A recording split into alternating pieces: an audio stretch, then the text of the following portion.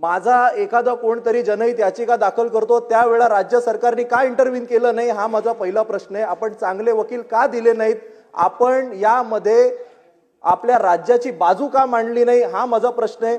यामध्ये केवळ मूर्तिकारांचा रोजगाराचा प्रश्न नाही आहे, शेकडो कोटींची उलाढाल ही त्या 10 दिवसामध्ये जेव्हा गणेश उत्सव साजरा केला जातो तेव्हा संपूर्ण मुंबईमध्ये होते।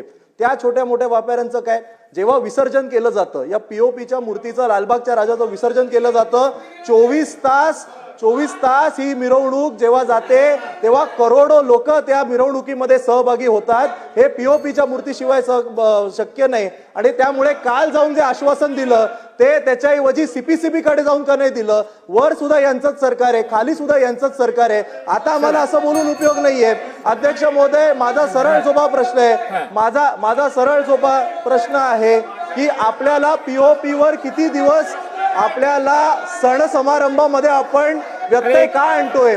हा विषय अतिशय महत्वाचा आहे, हा विषय अतिशय महत्वाचा आहे, यावर मला उत्तर पाहिजे।